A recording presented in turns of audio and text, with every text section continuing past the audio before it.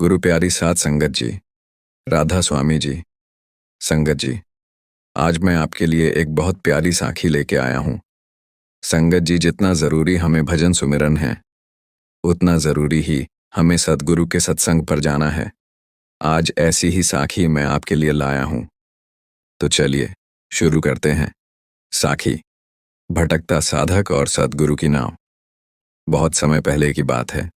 एक युवक साधक सच्चे रास्ते की तलाश में भटक रहा था।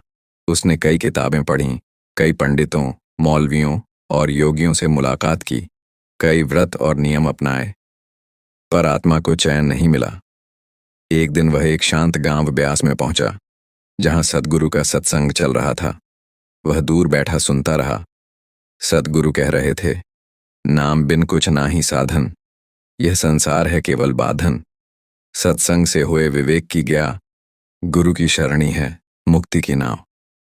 इन वचनों ने युवक का हृदय छू लिया। उसने सोचा, मैंने तो सब कुछ किया, पर सत्संग और गुरु की शरण में जाना भूल गया।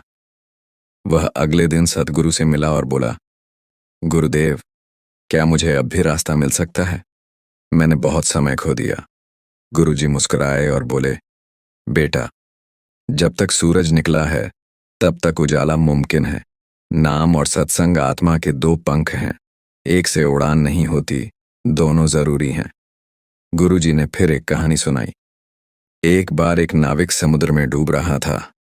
वह चिल्लाया, कोई है? तभी एक नाव आई, पर वह सोचता रहा, शायद कोई और बेहतर नाव आए। वह डूब गया। बेटा, गुरु की नाव जब आए, उसी समय पकड़ लो। सत्संग और नाम उसी नाव की रस्सी है। युवक ने नामदान लिया, सत्संग में आना शुरू किया और धीरे धीरे उसका जीवन बदल गया। जहां पहले मन में भटकाव था, वहां अब संतोष और शांति थी। संसार वही था, पर देखने की दृष्टि बदल गई थी। सच्चा मार्ग केवल नाम और सत्संग से ही मिलता है। बाकी सब पढ़ाई लिखाई, कर्मकांड केवल रास्ते के संकेत हैं, मंजिल नहीं। सत्संग आत्मा को सही दिशा देता है। वह हमें बताता है कि मैं कौन हूं, मुझे कहाँ जाना है, किससे जुड़ना है।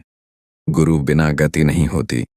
जैसे बिना नाविक के नाव डगमगा जाती है, वैसे ही जीवन बिना गुरु के भटक जाता है। वक्त रहते चेत जाना जरूरी है। आत्मा का कल्याण तभी होगा जब हम मन को पीछे छोड़कर गुरु की डोरी पकड़ें। जब हम सद्गुरु की शरण में आते हैं, तभी असली विवेक और आत्मिक समझ आती है। गुरु द्वारा दिया गया नाम ही आत्मा को अमृता की ओर ले जाता है। राधा स्वामी जी।